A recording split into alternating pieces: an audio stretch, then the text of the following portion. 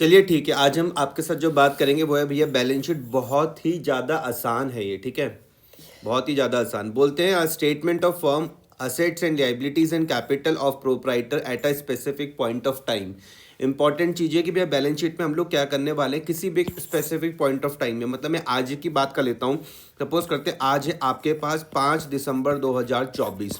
तो मैं कहता हूँ कि भैया 5 दिसंबर 2024 को हमारा जो प्रोप्राइटर है, मतलब जो हमारे जो बिजनेस का मालिक है, उसके असेट्स कितने हैं, उसकी फर्म के असेट्स कितने हैं, लायबिलिटीज कितनी है और उसकी कैपिटल कितनी है। अगर मुझे इन सब के बारे में जानकारी चाहिए तो मुझे कहाँ से पता चलेगी? बैलेंस शीट से पता चलेगी। इंपॉर्टेंट बात है, बैलेंस शीट हम कब बनाते हैं? कि स्पेसिफिक पॉइंट ऑफ टाइम पर बनाते हैं। तो लिखा हुआ कि balance sheet is the statement prepared after preparing trading and profit and loss account. सबसे पहले आप लोग क्या बनाओगे? ट्रेडिंग अकाउंट बनाओगे, फिर आप क्या बनाओगे? प्रॉफिट एंड लॉस बनाओगे। उसके बाद क्या बनती है भैया? बैलेंस शीट बनती है। ध्यान में समझना, सबसे पहले क्या बनेगा? ट्रेडिंग। सबसे पहले हम लोग क्या बनाते हैं? फिर हम क्या बनाते हैं? Profit and loss. उसके बाद क्या बनता है? Balance sheet. तो लिखा हुआ balance sheet is a statement which sets out the assets and liabilities of an entity as at the date it is prepared. It is a statement which shows the assets owed by the enterprise। मतलब जो संपत्तियां assets है किसकी? Enterprise की, मतलब हमारे business की। और जो क्लेम्स है किसके भैया? क्रेडिटर्स। क्रेडिटर्स कौन होते हैं? लेनदार होते हैं। And owners against these assets, ठीक है। इट शोज द, हमको क्या बताता है? आपको पता चल गया भैया फाइनेंशियल पोजीशन के बारे में। हमको पता चलता है कि किसी एक पर्टिकुलर डेट पर, किसी एक पर्टिकुलर टाइम पर हमारी फाइनेंशियल पोजीशन क्या है, हमारी मतलब हमारी फर्म की फाइनेंशियल पोजीशन क्या है। अब ध्यान से इस चीज को समझना। It is prepared from the real and personal account से बैलेंस शीट बनती है। अगर आपको पुरानी बातें मेरी याद होंगी तो मैंने कहा था जितने भी नॉमिनल अकाउंट होते हैं इनको हम क्लोज करते हैं कहाँ पर भी? है ट्रेडिंग पे और प्रॉफिट एंड लॉस अकाउंट पर। जितने भी रियल और जो पर्सनल रहेंगे दोनों के दोनों कहाँ जाएंगे? आपके बैलेंस शीट पर जाएंगे। In other words the debit and the credit balance of those ledger accounts which have not been closed by transfer to the trading and profit and loss account are shown in the balance sheet। Simple सी बात है, जिनको हमने trading या profit and loss में close नहीं करा उसको हम लोग कहाँ पे दिखाने वाले हैं? बैलेंस शीट पर दिखाने वाले हैं। कोई दिक्कत तो नहीं है। तो debit balances are shown on the asset side और जो क्रेडिट बैलेंस है उसको हम कहाँ पे शो करेंगे? लायबिलिटी साइड पर। ध्यान से इसके नोट्स बनाते हैं, हर चीज का ध्यान में रखना। समझ में आया? क्या बोला कि भैया जितने भी भैया डेबिट बैलेंस होंगे उनको हम कहाँ पर दिखाएंगे? असेट साइड पर दिखाने वाले हैं। क्रेडिट बैलेंसेस को हम लोग कहाँ पर दिखाएंगे? लायबिलिटी साइड पर दिखाएंगे। The purpose of preparing the balance sheet is to determine the financial position of a business on a particular date. याद रखना, ठीक है, कि आज की डेट पर हमारी फाइनेंशियल पोजीशन क्या है। अगर मैं फाइनेंशियल पोजीशन की बात करूं तो असेट्स कितना है और भैया लायबिलिटीज कितनी है। This is why the balance sheet has the heading balance sheet as at लिखते हैं। मतलब हम किसी पर्टिकुलर डेट के बारे में बात करें कि आज के दिन पर कितना है। और as the against heading for the trading and profit and loss which is usually for a year. जो हम भैया trading and profit and loss बना रहे वो तो हम एक साल के लिए बनाते हैं। लेकिन जब मैं बात कर रहा हूँ भैया बैलेंस शीट की, तो बैलेंस शीट किसी पर्टिकुलर डेट पर बनती है। Since each transaction makes a difference to one another of the assets and liabilities, the balance sheet is a true only at a particular point of time. That is the significance of the words asset। ठीक है। अब हम इसके purpose और need के बारे में हम बात करते हैं। द नीड और a purpose for which the balance sheet is prepared are, पहला है टू एसरटेन, क्या पता चलेगा? फाइनेंशियल पोजीशन पता चलेगी आपको बिजनेस की किसी एक पर्टिकुलर डेट पर। असेट्स के बारे में पता चल जाएगा कि हमारी फर्म के असेट्स है कितने, मतलब डेटर्स कितने हैं, फिक्स असेट्स कितने, ये पता चल जाएगा। लायबिलिटीज के बारे में पता चल जाएगा कि भैया आउटसाइडर्स की कितनी लायबिलिटीज और प्रोप्राइटर की कितनी लायबिलिटी है। समझ में आ गया? ओपनिंग कैपिटल के बारे में पता चल जाएगा, ड्राइंग्स के बारे में पता चल जाएगा, अगर कोई और कैपिटल लगाई उसके बारे में पता चल जाएगा। It is the based on the opening entry for the next accounting year, कि भैया इस साल हमारी जितनी भी एंट्रीज आपको दिखेंगे, जितने भी असेट्स और जितनी भी लायबिलिटीज दिखने वाली है वो अगले साल के लिए क्या हो जाएगा? ओपनिंग हो जाएगा। It helps in determining whether the firm is a solvent और नॉट। एक वर्ड आ रहा है सॉल्वेंट। सॉल्वेंट का मतलब क्या होता है? सॉल्वेंट में उसके लिए इस्तेमाल करता हूँ कि अगर मैंने किसी से लोन लिया तो क्या मुझे समय में वापस कर पाऊंगा या नहीं कर पाऊंगा। समझ में? अगर मेरी सॉल्वेंसी अच्छी, अगर मैं सॉल्वेंट हूँ तो मैं मुझको लोन मिल जाएगा। अगर मैं सॉल्वेंट नहीं हूँ तो मुझको लोन नहीं मिलेगा।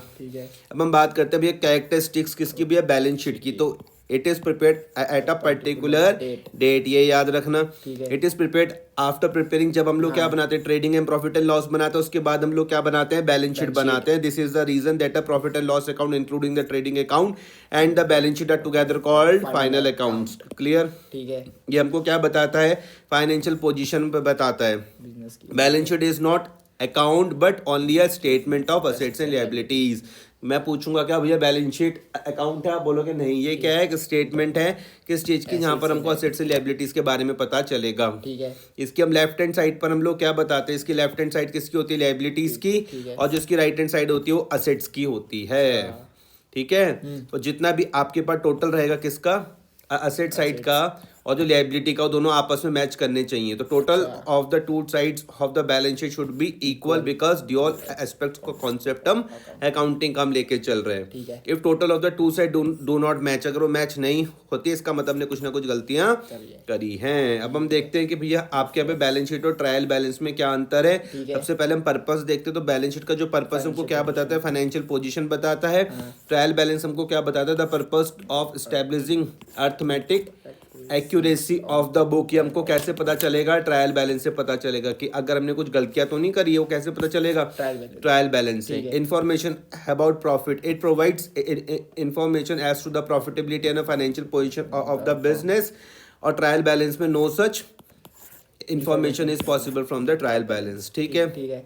नेसेसिटी में क्या लिखा हुआ, it is essential to prepare a balance sheet to complete the accounting process। और तुम्हारे यहाँ पे ट्रायल पे बैलेंस में दो desirable, it may be possible to dispense with its preparation, बनाना भी चाहो और ना भी बना सको, लेकिन जनरली हम ट्रायल बैलेंस भी बना के चलते हैं। ठीक है। हेडिंग्स में हम क्या है, यहाँ पर आपको असेट्स एंड लायबिलिटीज दिखने वाला है। ट्रायल बैलेंस में आपको डेबिट क्रेडिट दिखता था। पीरियड है normally it is prepared only at the end of the accounting period. एक साल जब हमारा खत्म हो जाएगा, कौन सा साल, अकाउंटिंग पीरियड जब खत्म हो जाएगा तब हम लोग क्या बनाते थे, बैलेंस शीट। लेकिन आप ट्रायल बैलेंस हम कभी भी बना सकते हैं। Or trial balance can be prepared at any time, even monthly भी बना सकते हो, जब हमको जरूरत है हम तभी भी बना सकते हैं। एडजस्टमेंट में मैं बात करूंगा तो balance sheet can not be prepared without making adjustment for outstanding and prepared items. ये हम नेक्स्ट चैप्टर पर पढ़ेंगे जो इसके बाद आएगा, एडजस्टमेंट वाला। And without taking into account all events and transaction for the year, a trial balance can be prepared at any stage even without making such adjustment। ठीक है। अकाउंट्स में क्या आ जाएगा, यहाँ पे सिर्फ असेट्स, लायबिलिटी और कैपिटल ही आते हैं, लेकिन यहाँ पे सारे के सारे अकाउंट्स आते हैं, चाहे असेट्स हो, लायबिलिटी हो, कैपिटल हो, इनकम हो, एक्सपेंस हो, सबके सब। ठीक है। बोलते हैं हम भैया प्रिपरेशन ऑफ बैलेंस शीट, तो यहाँ पे debit and credit balance of assets, accounts, liabilities and capital R shown in the balance sheet. ये बात फिर से आ रही है। असेट्स के याद रखना हमेशा कौन से बैलेंस होंगे भैया, डेबिट बैलेंस होंगे, उसको हम कौन से साइड पर दिखाते हैं, असेट साइड पर। लायबिलिटीज के कौन से होते हैं भैया, क्रेडिट बैलेंस होते हैं। क्रेडिट बैलेंस का मतलब होता है पेबल, पेबल का मतलब होता है कि जिनका हमने पैसे देने हैं, they are shown in the liability side of the balance sheet. कहाँ पर आप दिखाते हो इसको, लायबिलिटी साइड पर दिखाते हो। कैपिटल अकाउंट नॉर्मली कहाँ पर आता है, क्रेडिट बैलेंस होता है। इसका मतलब फर्म ने ये जो कैपिटल वाला पे पैसा है किसका है, प्रोप्राइटर का, जिसको वापस करना है, meaning the amount payable to the proprietor, thus it is shown on the liability side of the balance sheet. However it is possible that capital account का भी डेबिट बैलेंस भी हो सकता है। डेबिट बैलेंस का मतलब है कि प्रोप्राइटर से पैसे लेने हैं, amount receivable from the proprietor, तो कहाँ पे शो होगा, असेट साइड पर शो होगा। ठीक है। ये इसका भैया फॉर्मेट है, फॉर्मेट आप देख लो, बैलेंस शीट एज एट। ठीक है। लायबिलिटीज में देखो सबसे पहले ये ओपनिंग कैपिटल आ रही, कौन सी कैपिटल है, जो साल के स्टार्टिंग पर रहेगी। इंटरेस्ट ऑन कैपिटल मिलेगा तो ऐड होगा, देख लो। प्रॉफिट होगा तो ऐड होगा, ड्राइंग्स माइनस होगी, इनकम टैक्स होगा तो माइनस होगा, इंटरेस्ट ऑन ड्राइंग होगा तो माइनस होगा, लॉस होगा तो माइनस होगा। नेट फिगर आपकी यहाँ पर आ जाएगी। यहाँ पे ध्यान दो, ये तो मेरे पास क्लोजिंग कैपिटल होती है। ओपनिंग कैपिटल समझ गए, क्लोजिंग समझ गए। ठीक है। रिजर्व रहा तो वो भी यहीं आ जाएगा, लोन्स भी यहीं आ जाएंगे, बैंक ओडी भी यहीं आ जाएगा, एम्प्लॉयज प्रोविडेंट फंड भी यहीं आ जाएगा, सेंट्रल क्रेडिटर्स वगैरह भी ये सब यहीं आ जाएंगे। यहाँ पर तुम्हारे पास गुडविल आ गया, प्लांट एंड मशीनरी आ गया, land and building, patents and trademark आ गए, फर्नीचर एंड फिटिंग्स आ गई, investment, sundry debtors, loan and advance debit. इसका मतलब जो लोन एंड एडवांस हमने दिए हुए हैं यहाँ पे हमको पैसा मिलेगा, तो मैं बोल रहा हूँ रिसीवेबल्स। ठीक है। क्लोजिंग स्टॉक आ जाएगा, कैश एट बैंक आ जाएगा, कैश इन हैंड आ जाएगा। ये दोनों टोटल आपस में मैच करने चाहिए। ठीक है। या तो भैया प्रॉफिट ही रहेगा या फिर लॉस ही रहेगा। ठीक है, प्रॉफिट होगा तो कैपिटल के साथ जोड़ देना, लॉस होगा तो आप माइनस कर देना। अब दो चीज़ें हर पे, ग्रुपिंग एंड मार्शलिंग। मार्शलिंग मतलब होता है अरेंजमेंट, ग्रुपिंग करना है हमको, क्या करना है भैया, मार्शलिंग करना है किसका, असेट्स एंड लायबिलिटीज का। तो लिखा हुआ grouping means putting item of a similar nature under a common accounting head. इनका नेचर क्या है भैया, सिमिलर है, उनको हमें एक ही उसमें रखना है। मार्शलिंग मतलब होता है marshalling of balance sheet means placing assets and liabilities either in the order of permanence और in the order of liquidity. Marshalling में दो चीजें याद रखना, दो चीजें आती है, या तो आ जाएगा परमानेंस आ जाएगा या लिक्विडिटी आ जाएगी, दोनों को मैं समझाता हूँ अभी। Assets and liabilities are shown in any of the two order. पहला कौन सा है भैया, परमानेंस का है, ठीक है। तो क्या लिखा हुआ, assets which are to be use permanently in the business are return first. बोल रहे कि भैया जो असेट्स आपके जो परमानेंटली आप बिजनेस में इस्तेमाल करते हो उनको आप पहले लिखो, उसके बाद आप लिक्विड असेट्स को लिखो, ठीक है। Asset that are the most liquid, जैसे कि भैया कैश इन हैंड, वो सबसे लास्ट पर आएगा। ऑर्डर ऑफ परमानेंस क्या बोलता है कि जो हमारे बिजनेस में परमानेंट असेट्स है उनको आप पहले लिखो और कैश सबसे लास्ट में आएगा, ठीक है, ठीक है। Liabilities also shown according to the permanency in this method. Capital हमारे पास सबसे पहले आती है, उसके बाद लॉन्ग टर्म लायबिलिटीज आती है, फिर शॉर्ट टर्म लायबिलिटीज आती है, ठीक है। यहाँ पर देखो बैलेंस शीट पर सबसे पहले क्या आ रहा है, कैपिटल आ रहा है। ओपनिंग कैपिटल आप समझ रहे हो, नेट प्रॉफिट होगा तो जोड़ दोगे, ड्राइंग को माइनस कर दोगे, या आपके पास क्लोजिंग कैपिटल आ जाएगी। फिर लोन्स आ गए, बैंक ओडी और सन्ड्री क्रेडिटर आ गए, गुडविल आ गया, land and building, plant and machinery, furniture, investment, closing stock, debtor, cash in hand और कैश एट बैंक, ठीक है, जो भी तक कैश एट बैंक और कैश इन हैंड, ठीक है। और अगर मैं लिक्विडिटी के बारे में बात करूँ तो बिल्कुल उल्टा हो जाएगा, लिक्विडिटी में बिल्कुल उल्टा हो जाता है। असेट दैट आर, जो सबसे ज्यादा जो लिक्विड रहेंगे हम उनको सबसे पहले रखेंगे, लिक्विड एसेट सबसे पहले आ जाएंगे, उसके बाद फिक्स्ड असेट सबसे लास्ट में आते हैं, ठीक है, ठीक है। लायबिलिटीज भी हम इसी हम तरीके से करेंगे, ठीक है। जो शॉर्ट टर्म लायबिलिटीज वो पहले आ जाएगी, लॉन्ग टर्म बाद में आएगी और कैपिटल सबसे लास्ट में आ जाएगी। ये क्या हो जाता है, लिक्विडिटी का, ठीक है, लिक्विडिटी से करोगे तो आपके यहाँ पे याद रखना मार्शलिंग दो तरीके से की जा सकती है बैलेंस शीट में, परमानेंस के हिसाब से और लिक्विडिटी के हिसाब से, ठीक है, ठीक है। तो यहाँ पे देखो बैलेंस शीट का फॉर्मेट दिया हुआ है।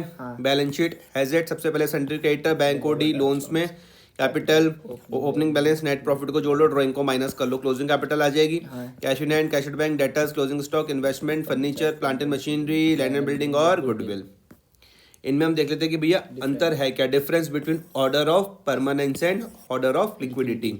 ऑर्डर ऑफ असेट्स में देख लेते हैं कि परमानेंस में वो बोल रहे द लीस्ट लिक्विड असेट्स। जो लीस्ट लिक्विड असेट्स का मतलब होता है जिसको सबसे ज्यादा टाइम लगता है कैश में कन्वर्ट होने पर, ठीक है, उसको हम सबसे पहले रखेंगे, और जो सबसे जल्दी हो जाएगा कैश में, जैसे कि कैश इन हैंड, वो सबसे लास्ट में आ जाएगा, ठीक है। लिक्विडिटी में उल्टा हो जाएगा भैया, हम कैश इन हैंड को सबसे पहले रखेंगे, गुडविल को सबसे लास्ट में रखेंगे। ऑर्डर ऑफ लायबिलिटीज को हम देख लेते हैं, जिनके सबसे पहले पैसे देने, द लीस्ट अर्जेंट, सॉरी, जिनके सबसे लास्ट में देने हैं पैसे, जैसे कि भैया कैपिटल वो सबसे पहले आ जाएगा, इनके सबसे अर्जेंटली पेमेंट करनी है वो सबसे पहले, वो सबसे लास्ट, वो देखो जब least urgent payment to be made is shown as the first. जिसके सबसे लीस्ट देने मतलब जहाँ पर अर्जेंसी नहीं है वो सबसे पहले आ जाएगा, और जिनके भैया सबसे अर्जेंट पे पेमेंट दे देनी उनको हम लास्ट में लिखते हैं, जैसे कि क्रेडिटर्स। ऑर्डर ऑफ लिक्विडिटी में देखो क्या लिखा हुआ, द मोस्ट अर्जेंट पे पेमेंट टू बी मेड, वो सबसे पहले आ जाएगा लिक्विडिटी के केस में, और जिनके पैसे सबसे लास्ट में देने वो सबसे लास्ट में आ जाएगा।